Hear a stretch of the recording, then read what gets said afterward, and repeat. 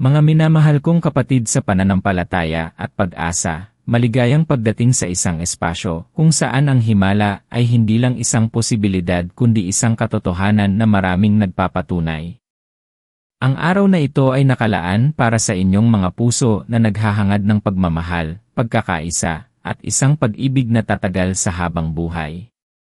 Kung nagdarasal ka para sa isang kasal, kung ang iyong relasyon ay puno ng mga buhol, o kung naghahanap ka ng iyong itinakdang katuwang, narito ka sa tamang lugar.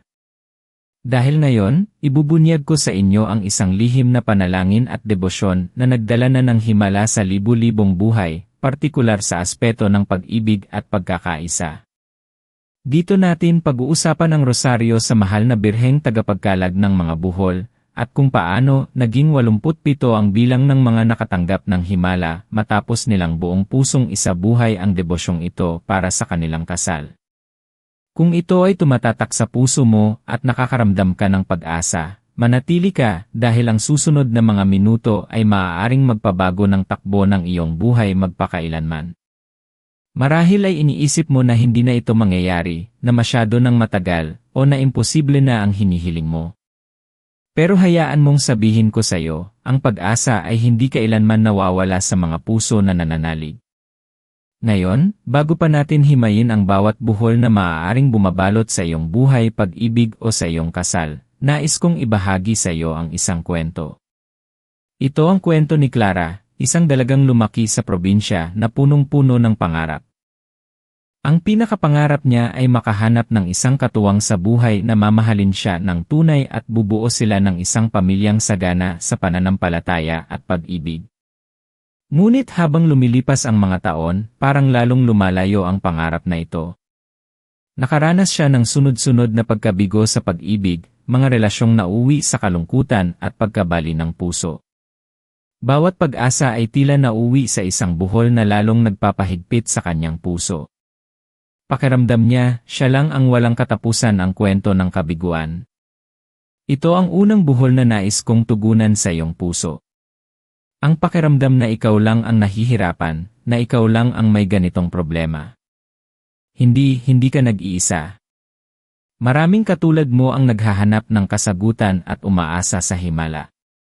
Pero dito nagsisimula ang pagbabago at ipapakita ko sa iyo kung paano. Alam mo, ang konsepto ng buhol ay napakalalim. Hindi lang ito pisikal na bagay.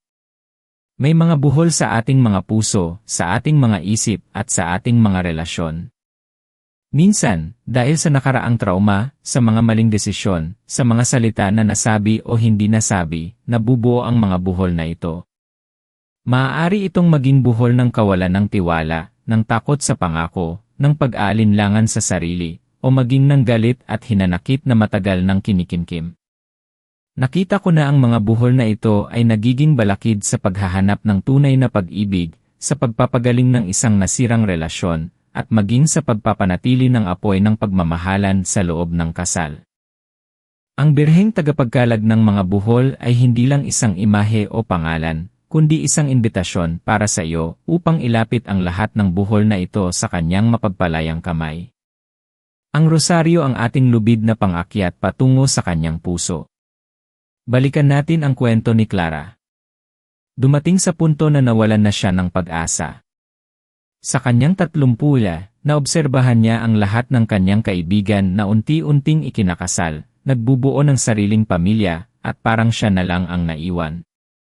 Sa kabila ng kanyang magandang career at masayahing personalidad, may lungkot pa rin sa kanyang puso. Isang araw, binigyan siya ng kanyang tita ng isang maliit na medalya ng birheng tagapagkalag ng mga buhol at sinabihan siyang subukan ang debosyon. Hindi siya naging ganoon ka-convinced noong una, pero desperate na siya. Ito ang isang buhol na laging nakikita ko sa maraming tao, ang buhol ng pagdududa. Pagdududa sa kapangyarihan ng panalangin, pagdududa sa pag-ibig ng Diyos, pagdududa sa sarili. Kung naramdaman mo na ito, mahal kong kapatid, hindi ka nag-iisa. Pero dito natin susubukang tanggalin ang buhol na yan. Ang debosyon sa birheng tagapagkalag ng mga buhol ay nagmula sa isang lumang painting sa Germany na nagpapakita kay mahal na ina na kalmado at matyagang kinakalag ang mga buhol mula sa isang mahabang laso. Ang bawat buhol ay sumisimbolo sa mga problema at hamon sa ating buhay, at si Maria ang ating ina na laging handang tumulong sa atin na maikalad ang mga ito sa tulong ng kanyang anak, si Jesus. Hindi ba't napakagandang imahen ito?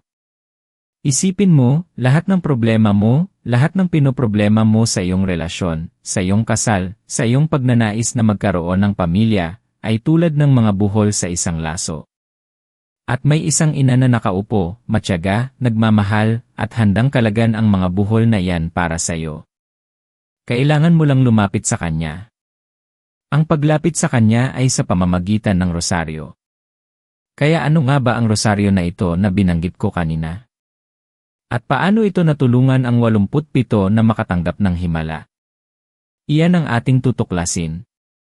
Ang rosaryo para sa Birheng tagapagkalad ng mga buhol ay may partikular na paraan ng pagdarasal, pero ang pinakadiwa nito ay ang paghahandog ng bawat buhol sa ating buhay sa mahal na Birhen sa bawat dasal. Nagsisimula ito sa pamilyar na dasal ng rosaryo, ang pagdarasal ng sumasampalataya, Ama namin, Aba Ginoong Maria, luwalhati. Ngunit may mga dagdag na panalangin at intensyon sa bawat misteryo. Halimbawa, sa unang misteryo, maaari mong ihahandog ang buhol ng takot na hindi ka magkakaasawa o ang buhol ng matinding pag-aaway sa iyong kasal. Sa bawat Aba Ginoong Maria, isipin mong kinakalag ni Maria ang buhol na yan. Hindi lang ito simpleng pagdarasal, ito ay isang pagkilos ng pananampalataya, isang pagpapalaya ng iyong mga alalahanin at pagbibigay ng kontrol sa isang mas mataas na kapangyarihan. Ito ang isang sikreto na nakapagpapataas ng dopamine sa iyong utak, ang pagkaalam na may ginagawa kang konkreto, may aktibong hakbang ka patungo sa paglutas ng iyong problema. Hindi ka lang naghihintay, nagdarasal ka ng may layunin. Isang araw, habang patuloy si Clara sa pagdarasal ng rosaryo sa Birheng tagapagkalad ng mga buhol, sa bawat misteryo, inihahandog niya ang kanyang mga takot, ang takot na tatanda siyang mag-isa. Ang takot na hindi na niya mararanasan ang tunay na pag-ibig, ang buhol ng kanyang mga nakaraang sugat. Unti-unti, naramdaman niya ang kakaibang kapayapaan sa kanyang puso. Hindi agad nagkaroon ng asawa, pero nagkaroon siya ng panloob na kapayapaan na mas mahalaga kaysa sa anumang agarang sagot. Ito ang sinasabi ko sa iyo, mahal kong kaibigan, ang himala ay hindi laging dumarating sa paraang inaasahan mo. Minsan, ang himala ay ang pagbabago sa iyong puso, ang pagkalag ng mga buhol ng takot at pag-aalinlangan sa loob mo, na siyang magbubukas ng daan para sa mas malalaking himala. Kung patuloy kang nagdududa at natatakot, paano mo mararamdaman ang pag-ibig na naghihintay sa iyo?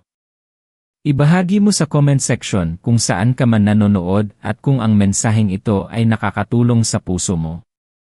Malaking tulong ito para mas maunawaan ko ang ating pamilya dito at makagawa pa ng mas marami pang nakakapagbabagong nilalaman. Ang mga buhol sa ating buhay, lalo na sa relasyon, ay maaaring maging komplikado. Halimbawa, may mga mag-asawa na may buhol ng hindi pagkakaunawaan, ng mga salitang hindi sinasadya, ng mga pagpapatawad na hindi kayang ibigay. Narinig ko na ang mga kwento ng mga kasal na nasa bingit ng paghihiwalay, puno ng matitinding buhol na tila hindi na kayang kalagan ng sinuman. Pero sa patuloy na pagdarasal ng rosaryo sa Birheng tagapagkalad ng mga buhol, nakita nila ang pagbabago. Hindi ito mabilis, hindi ito madali, pero ito ay totoo. Ang isang mag-asawa, sina Alan at Beth, ay halos maghiwalay na. Napuno ang kanilang relasyon ng mga buhol ng galit at hinanakit dahil sa isang pagkakamali sa nakaraan. Hindi na sila nag-uusap ng maayos. Pero sa payo ng kanilang kura paroko, sinimulan nilang magdasal ng rosaryo araw-araw, nang hiwalay, at ihinandog ang bawat buhol ng kanilang problema kay Birheng Maria. Ang himala ay hindi agad dumating sa kanilang relasyon, kundi sa kanilang mga puso. Unti-unting napalitan ang galit ng pag-unawa, ang hinanakit ng pagpapatawad.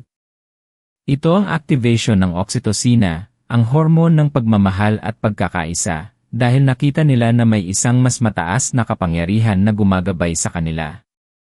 Kaya paano mo sisimulan ang debosyong ito sa pinakamabisang paraan? Una, kailangan mong kilalanin ang mga buhol sa iyong buhay. Ano ang mga ito? Isulat mo sa isang piraso ng papel. Huwag kang matakot na harapin ang mga ito. Ito ang unang hakbang sa pagpapalaya. Ito ba ay buhol ng kalungkutan dahil sa nakaraang relasyon? Buhol ng takot na manatiling mag-isa? Buhol ng kawalan ng pag-asa na magiging maayos pa ang iyong kasal? Buhol ng pagdududa kung may magmamahal pa sa iyo ng totoo? Lahat ng iyan ay mahalaga. Kapag naisulat mo na, ikalawa, maghanda ka ng iyong rosaryo at ng isang tahimik na lugar kung saan ka makapagdarasal ng buong puso. Ang ikatlo at pinakamahalaga, sa bawat misteryo, ihangad mo ang iyong mga buhol sa Birheng Maria. Hilingin mo sa kanya na kalagan ang mga buhol na iyon. Isipin mo siyang matiyagang kinakalag ang mga ito para sa iyo. Ang debosyong ito ay hindi lamang tungkol sa pagsasabi ng mga salita. Ito ay tungkol sa pagbibigay ng iyong mga pasanin kay Maria, ang ating mapagmahal na ina, at pagtitiwala na tutulungan kanya. Para mas malinaw ang proseso, hayaan mong ibigay ko sa iyo ang isang gabay sa pagdarasal ng rosaryo na ito. Nagsisimula ito sa paghiling ng ating bendisyon. Pagkatapos, ang sumasampalataya, Ama namin, tatlong Aba Ginoong Maria, at luwalhati. Ito ang panimulang panalangin ng rosaryo. Ngayon, sa bawat misteryo, nais kong isipin mo ang iyong mga buhol. Sa unang misteryo ng tuwa, ang pagpapahayag ng anghel, maaari mong ihahandog ang buhol ng kawalan ng pag-asa na magkakaroon ka ng sariling pamilya o ang buhol ng kalungkutan sa iyong kasal. Humiling ka ng grasya upang makita ang iyong relasyon sa bagong pag-asa. Sa ikalawang misteryo ng tuwa, ang pagdalaw ni Maria kay Santa Isabel, maaari mong ihahandog ang buhol ng pag-aalinlangan sa iyong sarili, na hindi ka karapat-dapat sa pag-ibig, o ang buhol ng takot na magtiwala muli. Hilingin mo sa Birheng Maria na tulungan kang mababago ang iyong pananaw at makahanap ng galak sa paglilingkod at pagbabahagi ng pagmamahal. Sa ikatlong misteryo ng tuwa, ang pagsilang ni Jesus sa Belen, ihahandog mo ang buhol ng mga nakaraang sakit at trauma na nagpapahirap sa iyong puso at isipan. Hilingin mo na ipanganak ang bagong pag-asa at pag-ibig sa iyong buhay, na parang bagong kapanganakan.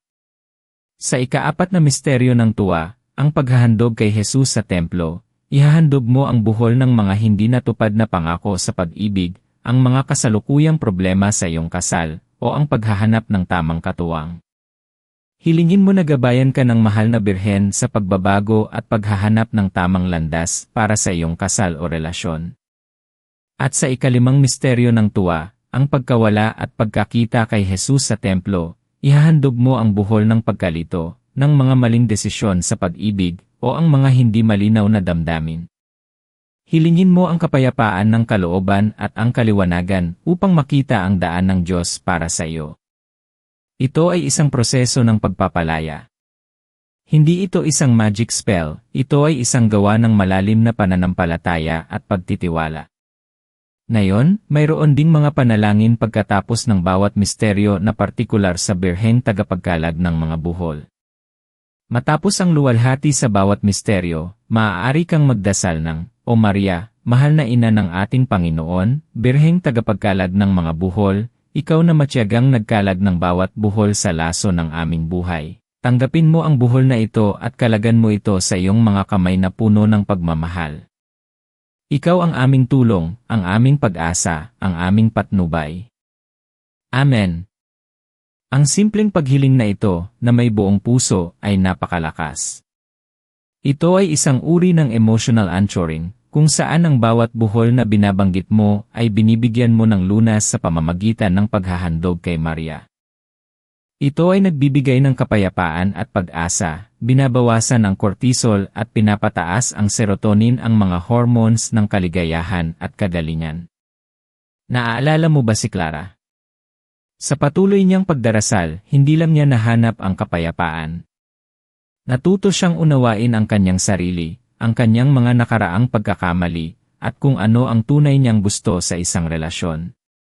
Lumipas ang ilang buwan, nakilala niya si David. Hindi ito madalian, hindi ito magic. May mga hamon pa rin. Pero sa bawat hamon, sa halip na bumuo ng bagong buhol, nagdarasal sila, nang magkasama, ng rosaryo sa birheng tagapagkalag ng mga buhol. Hindi rin ito agad nakasal. May proseso. May pagsubok.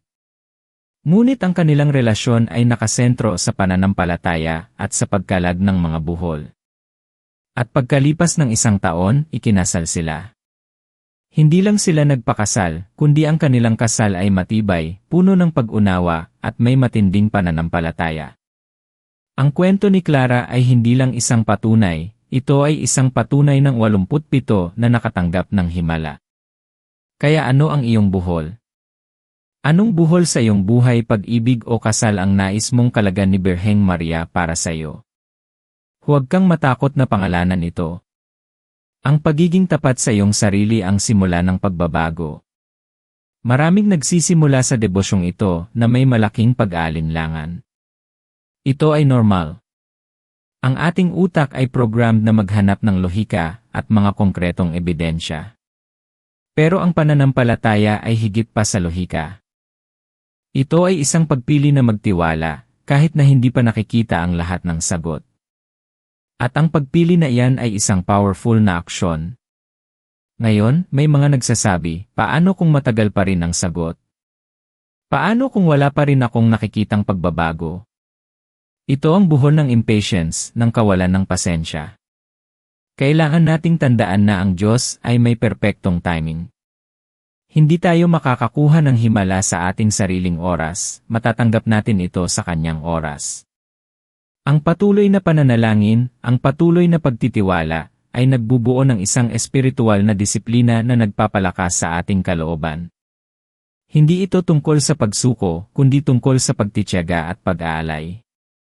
Ang bawat pagdarasal ay parang isang patak ng tubig na unti-unting lumulusaw sa mga buhol. Hindi lang para sa mga single ang debosyong ito.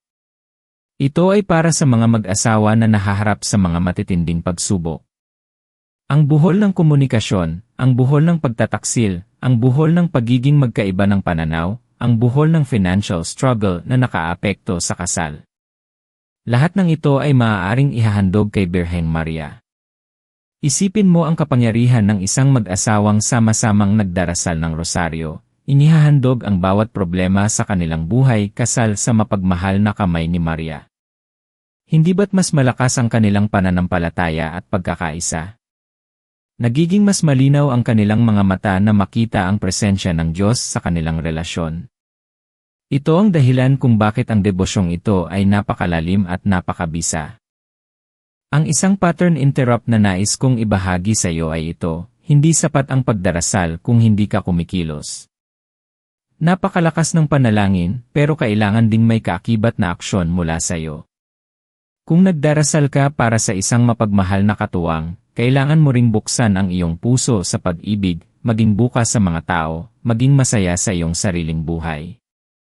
Kung nagdarasal ka para sa pagpapagaling ng iyong kasal, kailangan mo ring maging handa na magpatawad, makipag-usap, at gawin ang iyong bahagi upang ayusin ang mga problema.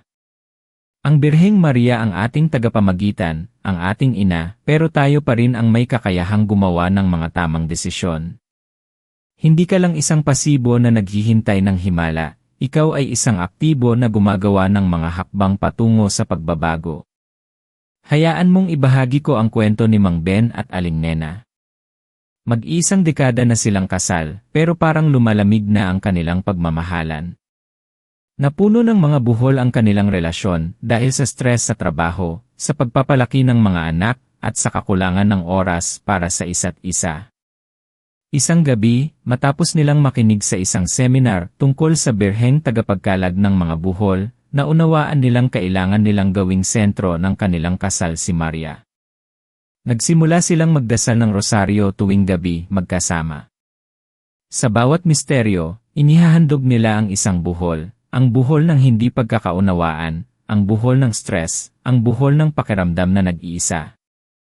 Unti-unting nagsimula silang mag-usap muli, nagbahagi ng kanilang mga damdamin, at naghanap ng mga paraan upang muling pag-alabin ang apoy ng kanilang pagmamahalan. Ang kanilang himala ay hindi ang paghahanap ng bagong pag-ibig, kundi ang muling pagtuklas ng pag-ibig na nasa kanila na. Ang pagkalag ng mga buhol ay nagbunga ng mas matibay, mas malalim, at mas mapagmahal na kasal. Ngayon, kung naghahanap ka ng iyong itinakdang katuwang, ang rosaryo na ito ay maaaring maging iyong gabay. May buhol ka ba ng kawalan ng direksyon? Ng takot na hindi makahanap ng tamang tao? O ng pagkabigo sa mga nakaraang relasyon? Ihahandog mo ang lahat ng iyan. Ito ay hindi tungkol sa paghiling ng isang partikular na tao na maging asawa mo, kundi sa paghiling ng isang mapagmahal na relasyon na nakasentro sa Diyos, isang relasyon na magpapalago sa iyo, at isang katuwang na magiging kasama mo sa iyong espiritual na paglalakbay.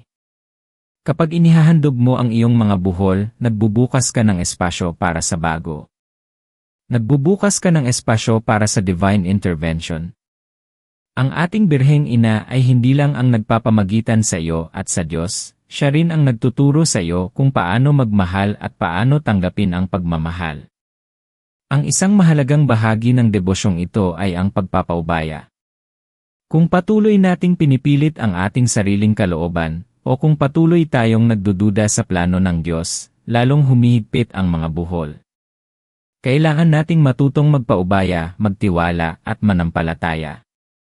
Ang rosaryo ang ating paraan upang gawin ito. Sa bawat butil ng rosaryo, pinapaalala sa atin na hindi tayo nag-iisa. Mayroong isang ina na laging nakikinig, laging nagmamahal, at laging handang tumulong. Ang debosyong ito ay nagbibigay ng sense of belonging, isang serotonin boost, dahil nagiging bahagi ka ng isang komunidad ng mga mananampalataya na sumasandal din sa kapangyarihan ni Maria.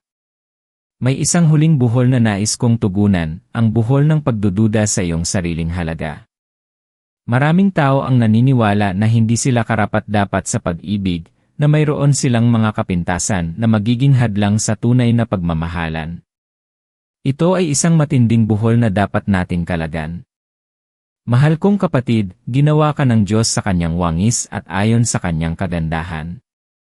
Ikaw ay karapat-dapat sa lahat ng pagmamahal na maibibigay sa iyo ng isang katuwang, at higit sa lahat, ikaw ay karapat-dapat sa walang hanggang pagmamahal ng Diyos.